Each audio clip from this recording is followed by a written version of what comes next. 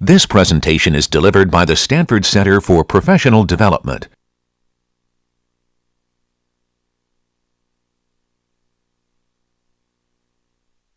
Hey everyone, welcome. I don't have any handouts for you today. A couple of clarifications. Apparently I goofed and I made the assignment due on some non-existent day next week. It is due Wednesday evening, which is the 28th, not the 29th. That should be ample amount of time to actually get the assignment done, so I'm not worried that people are going to be all of a sudden flustered. But it was always intended to be due Wednesday night. I think I even said Wednesday night in class. I'm sure I did. But otherwise, that is due Wednesday evening. You will have one more assignment going out on Wednesday. It'll be just a single problem in a language will probably start next Wednesday, if not in the last 10 minutes of the day next Wednesday, where I start talking about Python. Once I get to the scheme segment, we're going to transition and lighten a little bit. And we're not going to be so concerned about trying to master all these new features of languages because I don't want to say we've covered all of the paradigms. That's not true. But we've covered a good number of paradigms. And when I teach Python next, I'm going to really just highlight just individual things in the language that will get you up and running very quickly and point out where it's imperative and where it's object-oriented and where it's functional. Okay, so that's what we'll do throughout the rest of the quarter. I'll probably introduce you to a few of the languages that I happen to know, just so you can see them and really just trust that just because you don't know them, that it's actually pretty easy to learn them. Today I want to focus on Scheme. I probably will not keep you the entire time. I have two things I want to do. And then I will probably just let you go and go on this virtual 5-day weekend. Okay? When I left you last time, I was spending a lot of energy talking about the memory model, and I just want to review that for 5 minutes so that you understand exactly how you could very easily implement a scheme interpreter. When you type this in, this is really an instruction to just go ahead and synthesize a linked list behind the scenes and equate it with the address of the leading node. So I drew it very carefully last time, but this is going to be returned in response to typing that in and hitting enter. And then some print functionality is levied against this address behind the scenes, and it arrives at something loosely drawn like this right here. And I drew it as if there were a nil object. And I drew this a little bit differently last time, but conceptually that's what's there. And the print function can actually figure out, either because it's overloaded by strong type, or it can actually look at this thing and determine that it's a list node. It can use that to figure out whether or not it's printing a standalone number or a standalone string or an open paren before it actually prints the leading list and things like that. Okay. When you do something like this, I've downplayed this. Let's just call it SEQ. Then very much of the same thing happens. Something like this would be constructed on behalf of that statement right there. And because the define statement is one of the few things we've learned, in fact, it's really the only thing we've learned that has a side effect, it would associate in some global symbol table this thing called SEQ, and would be associated and just put as an entry in some kind of global map. So that anytime you reference SEQ and they note that it's not a local variable, it looks in this global map to figure out what data is associated with it. Okay? Does that sit well with everybody? Okay. So let me just make it clear how lists are shared, and that because we don't allow lists to be updated, the aliasing problem is never dangerous like it is in C. If I go ahead and I ask for the car of SEQ, well, it evaluates to this thing right there, and the car is just basically a request to return whatever that is. And it levies a print statement against that arrow, or the base of that arrow. It detects that it's an integer type. It has nothing to do with lists, so it just prints a standalone 1. When I do this, cdr of sequence, it's just a request to go and grab that, okay, which itself is a list just like the leading list is. It just happens to have fewer nodes involved, so that's why it prints out 2, 3, okay. the cons instructions are more interesting. If I do something like this, cons, and I'll do this 1, 2, 3, and I'll cons it onto the front of the list 4, 5, 6, I will be exhaustive in the drawing here. What happens is this is synthesized.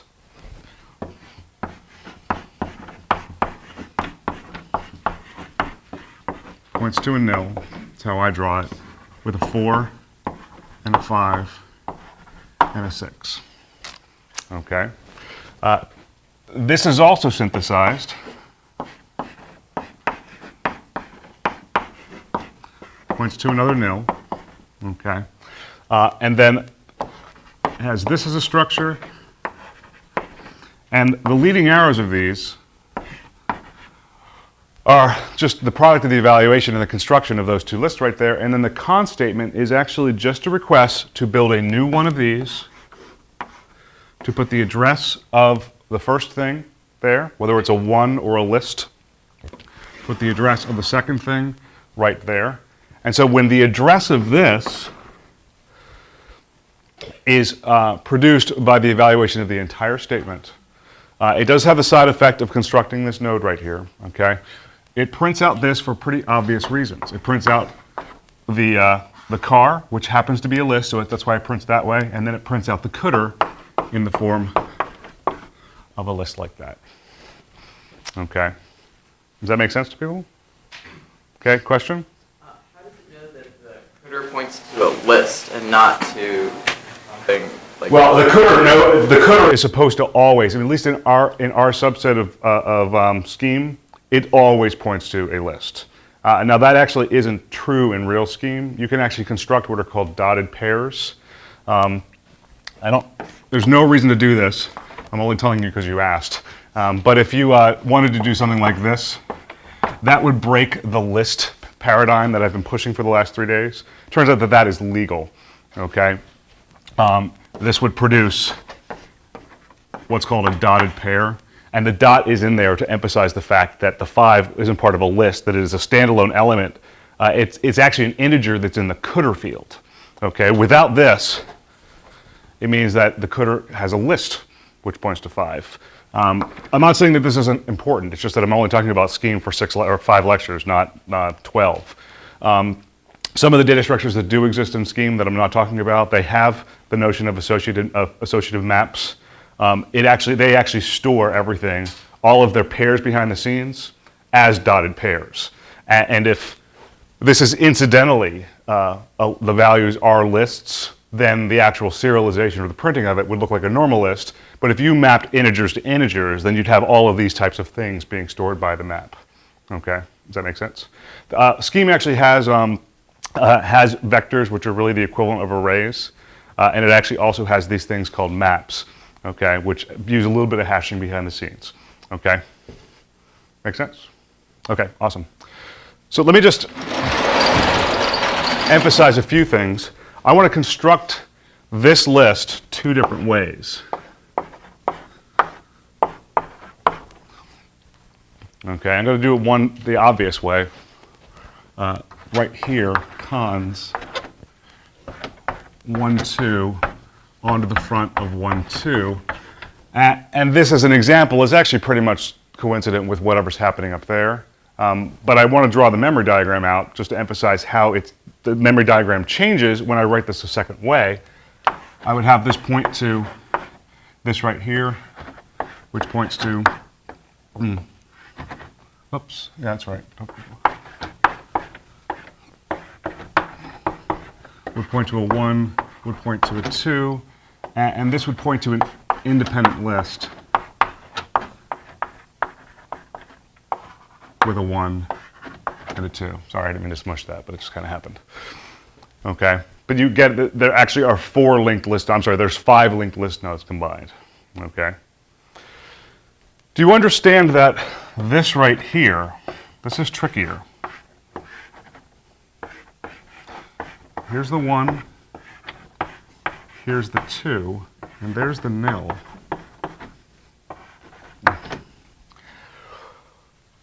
if I serialize and print out what's accessible from the tail of this arrow, I certainly print that out right there, okay?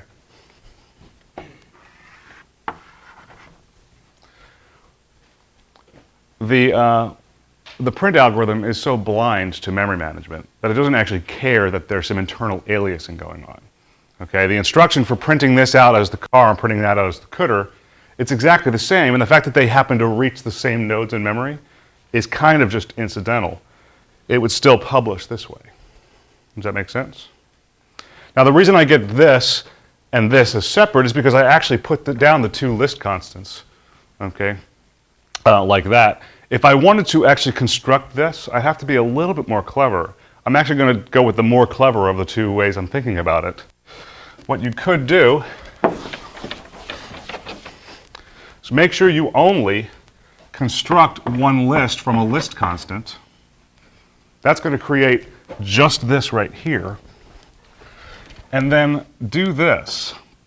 Lambda of x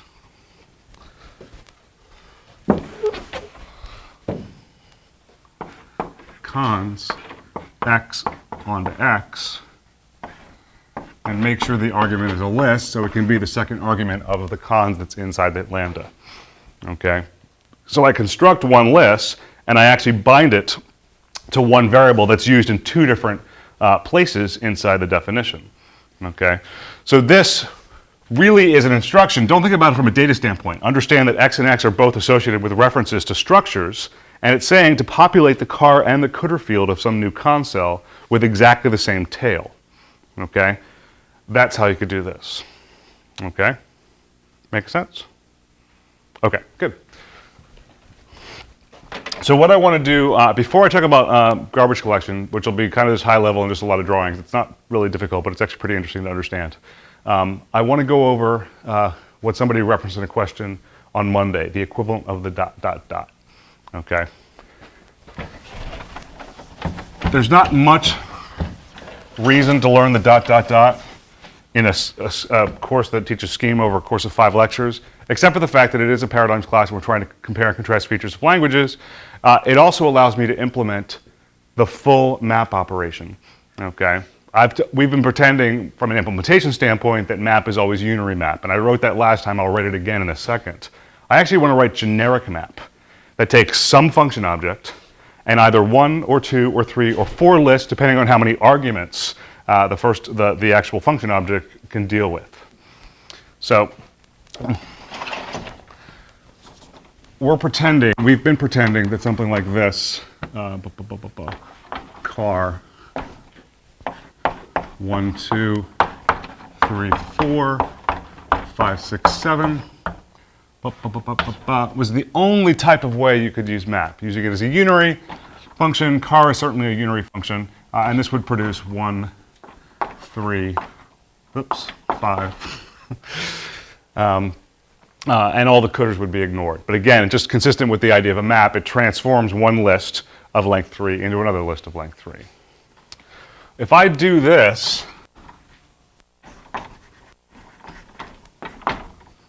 I want it to just deal.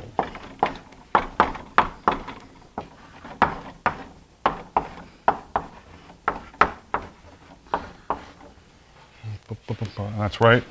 I type that in. I want it to generate 111 and 422. Okay? To emphasize the fact that this doesn't have to choose whether or not it's being used as a 3-argument function or a 4-argument function, I could do this. I could map times over the list 1 and the list 2 and the list 3 and the list 4 and the list 5. I'm not saying that this is the way you'd want to realize 5 factorial, but nonetheless, this is supposed to trivially collect all of the cars of the list, set them up as pairs of arguments, apply this to that set of arguments, and come back with, as a list, the number 20. Oh, 25. Where am I getting that? 120. Okay. Does that make sense? I have a ton of examples on the very last page of, I think, handout 32, about how map can be used as the generic map. Okay, not a ton, but just enough to illustrate the idea. When we wrote unary map, I think on Monday, maybe early Wednesday, I really only handled this case. Okay, I called it unary map specifically to emphasize that this was covered, but these were not. Okay. I want to do two things. I want to reproduce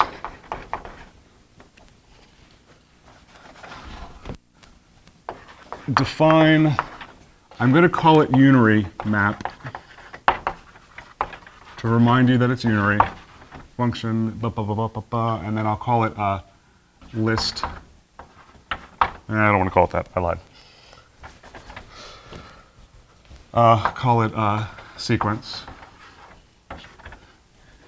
And if it's the case that I have the null sequence, go ahead and return null. Otherwise, cons onto the front of some recursive result, whatever you get by applying fm to the car of the sequence, like so, to the recursive result. Unary map of the same function to the list excluding the cdr. Cdr unary cons if define. Okay. Now, you can see from the calls up there that I have to accommodate either 1 or 3 or 5 lists. I am going to force map to deal with at least one list because it's really kind of silly to support the notion of a map over no list whatsoever. Okay? But in order to accommodate a variable number of arguments, you have to do the equivalent of ... but in scheme. As an aside here, let me just talk about what happens if you define, I'll just call it some dumb name like bar, and I'll give it these arguments, A, B, C. That means that any call to the bar function I'm defining right here has to take 3 arguments exactly at the moment, unless I do this.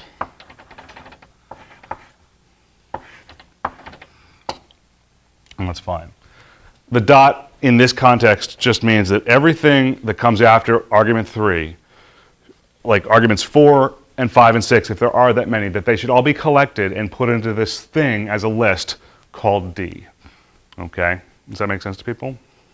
So if I do this, if I just define bar to be this, to be the listification of A, B, C, and D. List just basically takes all of these elements and wraps an extra bookend of parentheses around it. Okay? So if I call the bar function on 1, 2, 3, 4, 5, 6, the output of this, it's a little weird, but it listifies these 4 elements, 1, 2, 3, and D is set equal to the list that contains these 3 elements. That's how one additional argument can accommodate everything in the ... sense. Does that make sense? Okay. So the product of this thing right here is, not that it's pretty,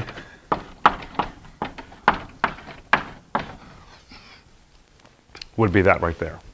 Okay, now that's not all that sexy of an example, but it motivates the dot and the way of catching an optional number of arguments for the implementation of generic map, which I'm going to do in a second. I should emphasize that if you do this, bar 1, 2, 3, you're actually going to get 1, 2, 3 empty list. Okay, and if you try to pass fewer than 3 arguments to bar, it's going to choke for the same reasons it would choke if there weren't a dot there. Okay, you have to have at least as many arguments as are required.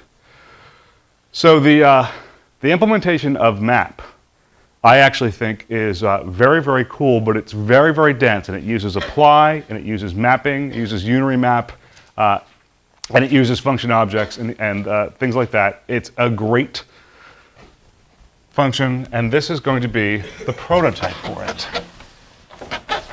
The reason I wrote unary map is because I actually use the implementation of unary map in the implementation of generic map. Define I'm just going to call it map. We'll pretend it's not a built-in, and we've just discovered the idea of mapping in Scheme, and we're implementing it for everybody. You can take map. You have to take something that evaluates to a lambda or function object. I'll take something I'll call first list, which is required. And then I will actually have a final argument called other lists, which because of the use of the dot, that's supposed to be all one line, because of the use of the dot, a second and third and fourth and fifth list will themselves be bundled in an additional list. So they actually are carried around via one argument called other lists. Okay? Does that make sense? I'm going to assume for simplicity that all the lists are of equal length. It turns out the real implementation doesn't need that. It just uses the smallest of all the lengths to determine how long the product should be. And if there are any extra arguments in some lists, they just ignore them. But I'm just going to, for simplicity, I'm just going to assume that the length of first list is the same as the length of any list inside or all lists inside other lists. Okay? If it is the case that regardless of what the function is, null first list, then I'm just going to assume that there's no mapping to be done. That for whatever reason I was given maybe a ternary function or a function that takes 10 arguments, but I was handed 5 or 10 empty lists, or 3 or 10 empty lists. Okay, in which case the product should just be the nothing list. Okay, that makes sense? Otherwise, what has to happen is I have to cons on the result. I have to figure out how to collect. In this case, this number was produced out of those three numbers. Does that make sense? Okay. Obviously, I'm going to plus these. These two lists, in the context of this implementation so far, first list would be bound to that, right? And other lists would be bound to this.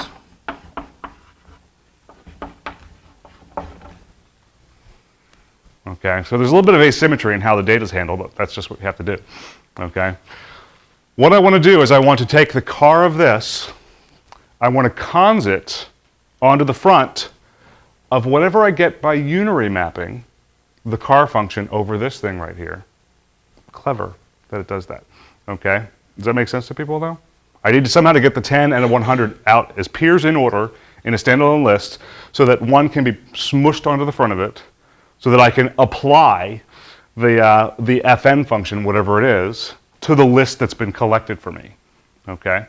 So I want to cons whatever I get by applying. I'm going to run out of space.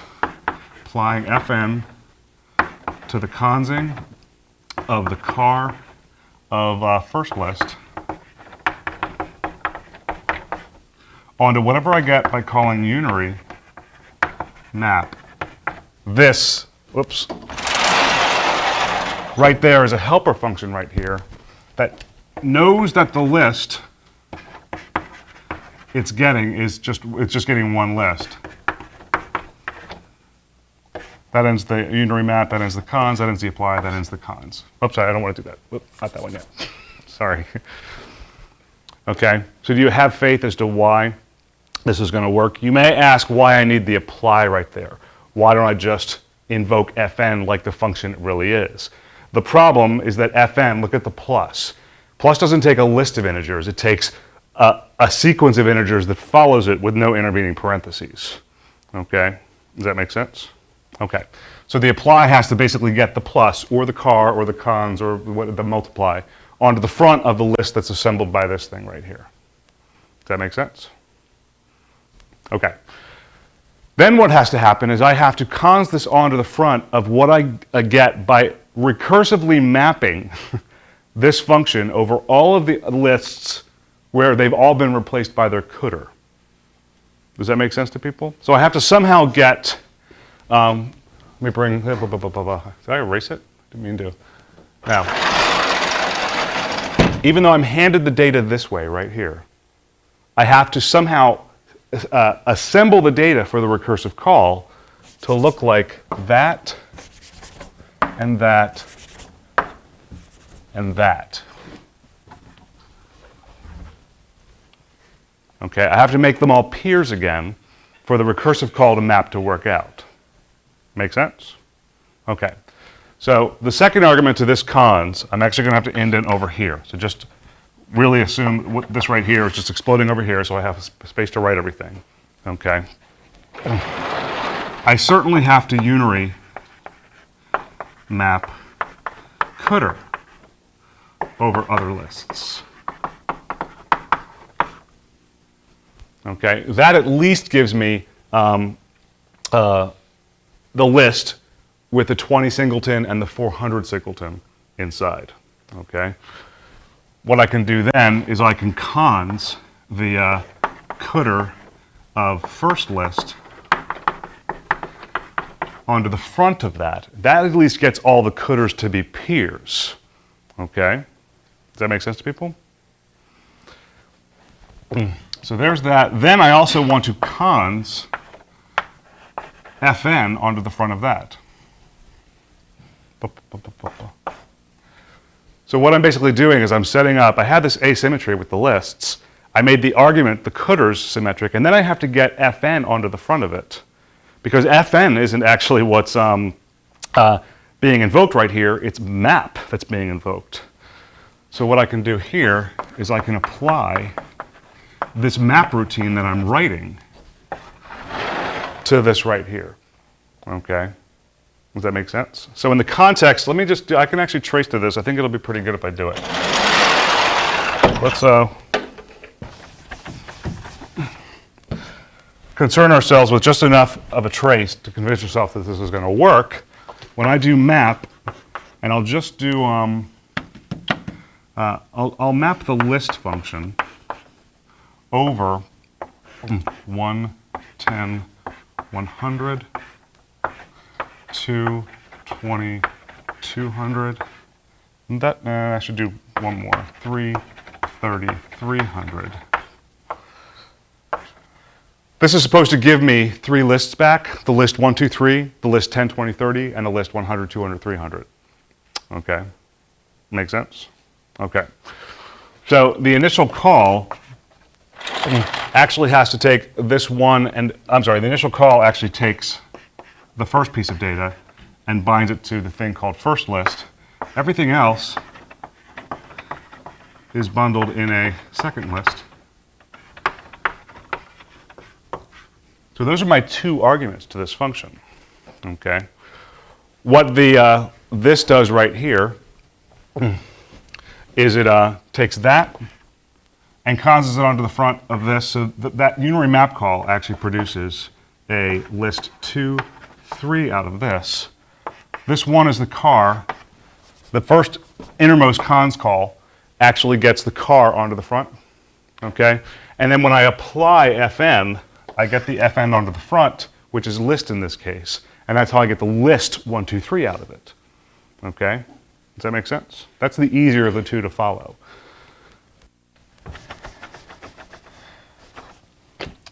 What has to happen for the recursive call to map is that this has to have coulter mapped over it, like that. Okay, that's what the unary map does. What the second unary map thing does. Okay, I have to cons the coulter of this onto the front. Okay, and then I have to actually put the function object, whatever it is, in this case it's list, onto the front of that so that all of the arguments that are peers at this level are once again peers down here. Okay, and then I can use apply of map so that the map is effectively put onto the front and it's invoked as if we typed it in that way. Okay, this is dense. I think you're all getting it. Okay, because I see nods. Okay, so you're all with me? Okay. That is more or less the implementation of the real map function. The only thing that I'm not handling is what I alluded to earlier, is the variable length lists. But that's not really interesting. That just means that there's more base cases right here, and this is more involved. It has to check whether or not the first list is null or any one of the lists in the others list is the null list. Okay, so it's just another unary map, basically, to figure out whether or not there are any falses or any things in there that pass the null question mark test. Okay, question? Should we have a left bracket after this, after the first list? A left bracket. Which board? Yeah, this one. What did a list bracket? You mean just more parentheses right here? In the middle. After the first list. No. These right here, this list is consed onto the front. So this used to be the list, the product of the last of all the cons calls right there. Does that make sense? And then I consed whatever fn was, in this example it's list, onto the front. Okay? And the 4 arguments that were passed to the initial call, 1, 2, 3, 4, are sort of peers again in this list right here. Okay? They've all lost, well, these 3 have lost their cars. This it's not supposed to lose anything because it's supposed to be passed through verbatim. Okay? And then when I apply the map, this effectively takes this onto the front. And the map says, okay, there's the function object and there are 3 peer lists after it. Okay? And it invokes it like the original call was made. Before the 20. Before 20. No. This right here, because I consed the cdr of the first list onto the front of it, it took the asymmetry where this was in a list of lists and this was just a standalone list, and it put this list onto the front of this one.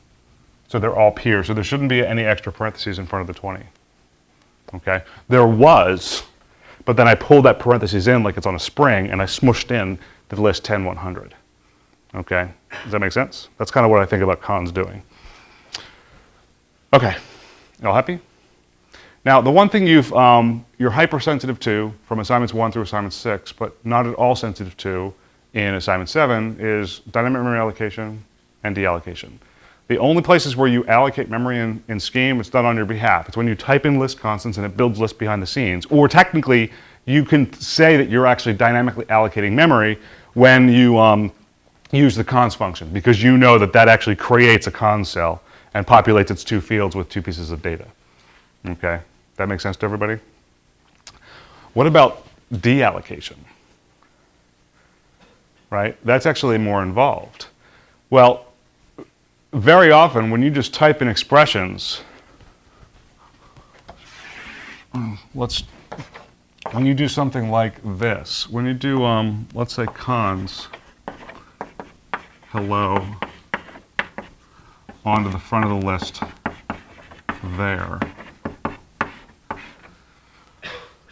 you don't actually store the result of that list anywhere in memory. You just, for whatever reason, have decided that this is how you want to construct the list hello there, just long enough for it to be printed so that you can see them as peer words in order so that it reads hello there.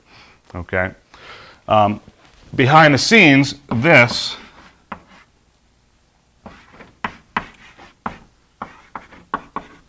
is constructed on your behalf. The hello and the there are a little bit more involved, but conceptually you can just assume that what they address are scheme strings. You're returned this right here, okay? And then after it uses the tail of that arrow to figure out how to print the list, hello, space there, it actually, in principle, could deallocate the list for you right then and there, okay? It can recognize from the statement, as simple as this one, that there are no side effects whatsoever. Like the result of this list isn't being attached to some variable via define. It's not being passed to another function. It's just this little hiccup of a statement right there that actually prints something, and then after that happens, the memory can be reclaimed. Okay, we're all in agreement? Well, actually reclaiming it, that's algorithmically difficult when you learn about linked lists, but eventually you get very good at it and you know exactly how to do this breadth first traversal of the list and free all the nodes along the way. Okay? And if you want to think about it, you could do this. You could just say to free anything is to just free that recursively, and then to free the cell. It's as simple as that. Okay? It's hard for you to do that in 106B when you first learn it, but eventually you get very good at these things and you just kind of do it. And once it's done once, you just forget about it because it really basically covers the deallocation of everything. There are situations, even in the scheme that we're learning, where the linked lists that are built up actually do have to persist for a little while, but it also wants to be able to detect later on whether or not a list has been orphaned so that it can actually free it once it does detect that it's been orphaned. So let me just forget about functions for a minute. They're their own beast. Let me just use define and just define some global variables, which it comes up more often in Scheme. I don't want to say more often, but certainly comes up. And we use a few globals in Where Am I, but not very many. We use globals, but we define constants, which is what you're supposed to do when you're dealing with globals. But just imagine the scenario, and I'm only interested not in the elegance of the coding solution, but how memory management works. If I do this, then you know that there's a linked list that's formed in memory, and the tail of the leading arrow is bound to and associated with the symbol called X, and it's stored permanently or semi-permanently in a map. And I say semi-permanently because obviously the map comes down when you quit Kawa. And it also can change if I were to redefine X somewhere later on. Okay? But on behalf of this, X is associated with some list 1, 2, 3, period. Okay? Do you understand how the node that holds the 1 and the node that holds the 2 and the node that holds the 3, that they all can't be reclaimed right now? Because I can refer to X anywhere down the line until Kawa quits. Okay? Let's say I do this. Define Y to be the coder of X. All that does, because what coder X evaluates to, is it basically points to that. I know it's obvious to you pictorially, but just I'm going to depend on this observation, is that 1 is addressed by just one thing, okay? The 2 and the 3 are effectively reachable from 2 different symbols, okay? So I go on and I include a few statements that have no side effects that are of interest to the drawing, and I go ahead and say, you know what, I don't like the fact that X is defined that way. I want to associate it with the list 4, 5. So X stops pointing there, and it points to this list 4, 5. Now you can even see the 1, it's like over like the edge of a cliff there, the way that the drawing works out, okay? So if whatever scheme environment you're dealing with is detecting that memory is dear and it actually would like to clean up orphan memory for you, deallocated memory, do what's called garbage collection. That's terminology that's used in all modern languages, really. It really should understand or have enough of a structure in place to not touch the 4 and the 5, and not to touch the 2 and the 3, but to reclaim the 1 if it wanted to. Okay? Does that make sense to people? So just in this drawing, 80% of the con cells are still are still reachable from some symbol. Okay? One of them, 20%, is not reachable. Okay? The system could just leave it orphaned for a while, but eventually, when maybe it's waiting for I/O or it's waiting for a network connection or doing something where it actually doesn't have anything else to do, it might say, okay, well, since I'm not doing anything meaningful, I'll go and do garbage collection. So you might ask, well, how could it actually do that? Well, one technique is that some systems might actually go ahead and decorate these nodes with what are called reference counts. Those aren't little commas and dots, they're actually zeros and ones, okay? Before X was reassigned up there and it was pointing to this, I would have had 1 and 2 and 2 there. Does that make sense? Okay. I'm sorry, I would have had 1 and 2 and 1 because this would be 2 because the 1 and Y would be pointing to it, but this would still be 1 because only the 3 is pointing to it. Only the 2 is pointing to it, rather. Okay. The problem with reference counting is that the real version of Scheme actually allows you to update the cells of list nodes or update the car encoder fields of con cells in place. So you actually can program with side effect, and that basically means that if you want to, you can create a circularly linked list. Okay.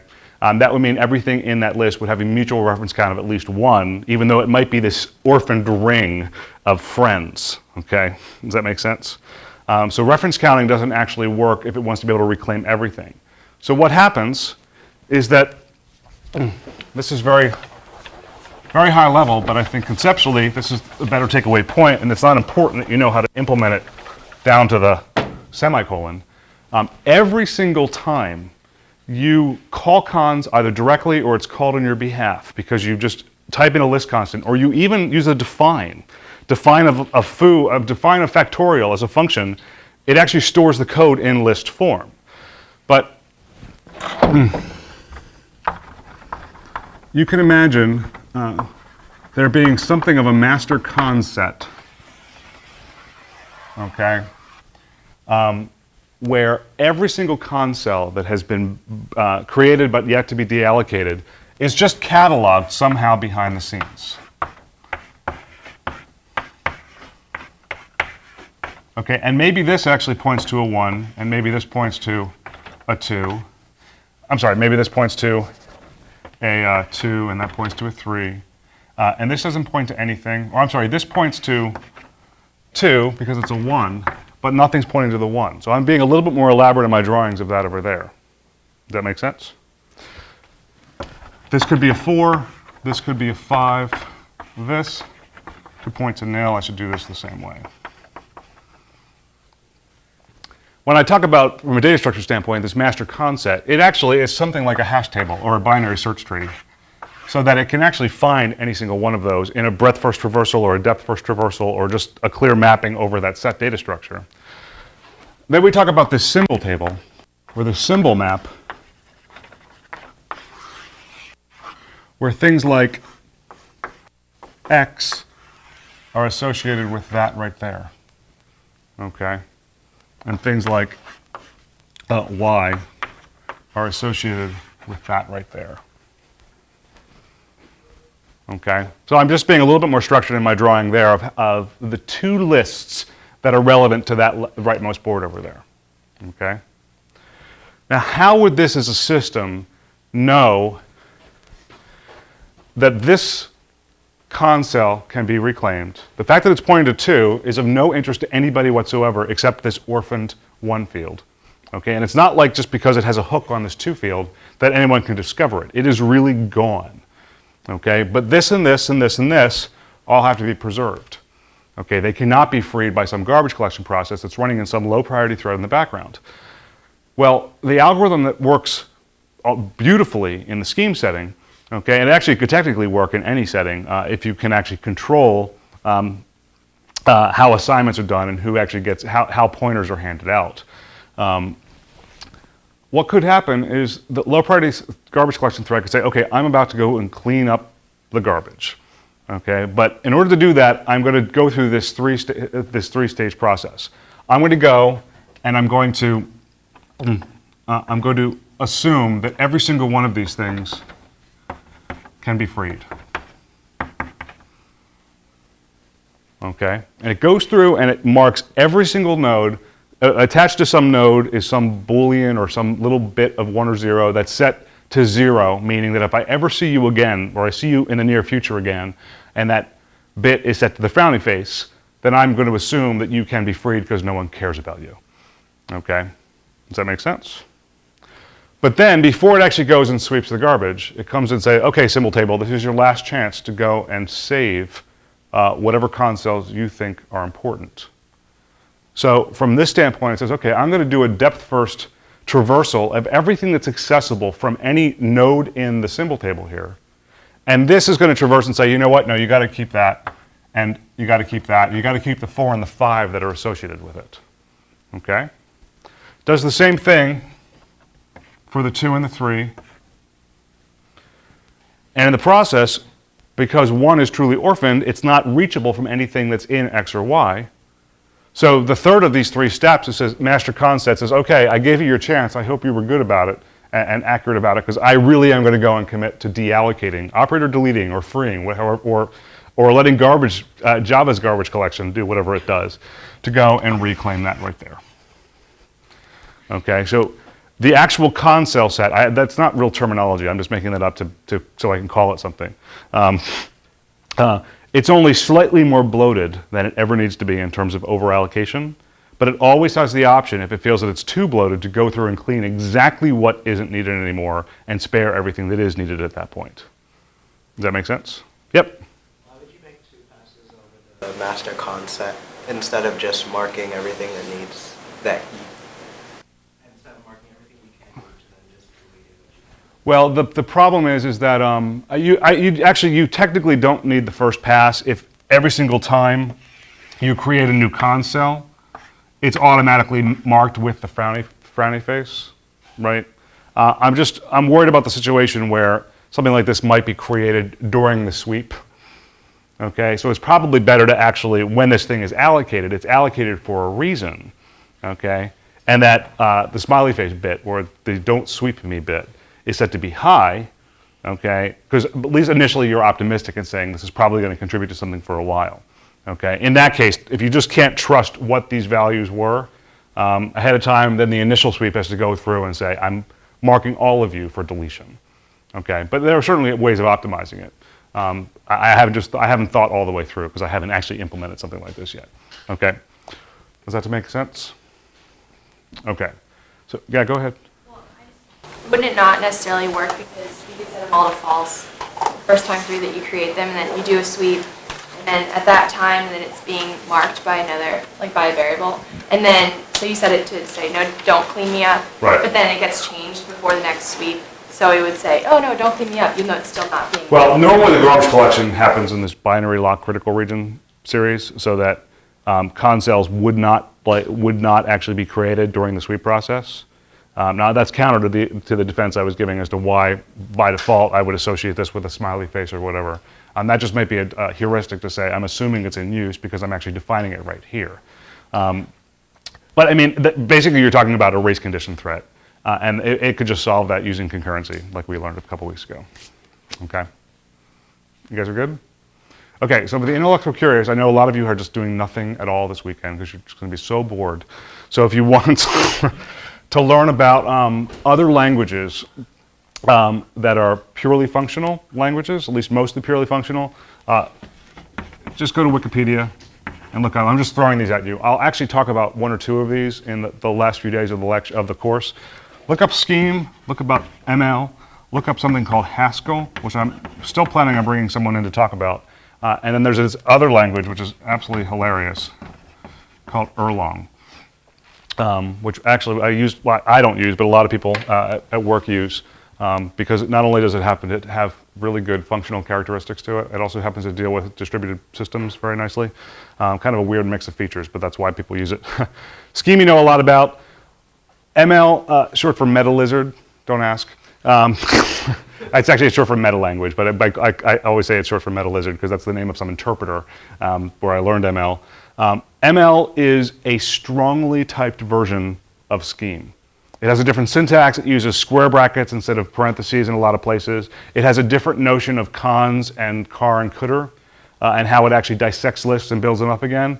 But as opposed to Scheme, which is like, I don't care about types. It's only if I'm actually trying to do something where I depend on the types that I'm actually going to holler with some kind of runtime error. ML actually has a little bit, even though it's purely functional, it has a little bit more of a compile time element, because when you define functions, as opposed to Scheme, it'll infer type characteristics about everything that's making up the function. So if you do something like x plus 2, it can see that 2 as a token is an integer, which actually constrains x to be an integer if it's going to be compatible with the plus function that deals with the integer domain. Does that make sense? And then it can detect that the function itself is one that takes one integer and maps it to another integer, and that is itself a data type. It's kind of like a function pointer type that knows how to take 2 void stars and return an int or another void star or something like that. So Scheme is functional, weakly typed. ML is a functional language, and it's strongly typed. I don't know very much about either of these two languages. Some of my TAs do. I just know that they're more the rage recently. I don't know whether it's because it's fun or they think they're great languages, but these are other buzz languages that come up in programming language circles these days. I don't know any. I'm sure that there are practical uses of Haskell, or else it wouldn't exist. I don't know what the motivating factor for designing it was. I just know that it is a functional language. It's very Python-esque in its functional language characteristics. We'll learn about Python come Wednesday. And Erlang, I actually will have to just do some research and tell you what that is about if we have the time. But nonetheless, you have this little bullet list of things you can look up over the weekend if you're curious about what other functional languages there are out there. Okay? So there you have that. There is not going to be any discussion section on Tuesday.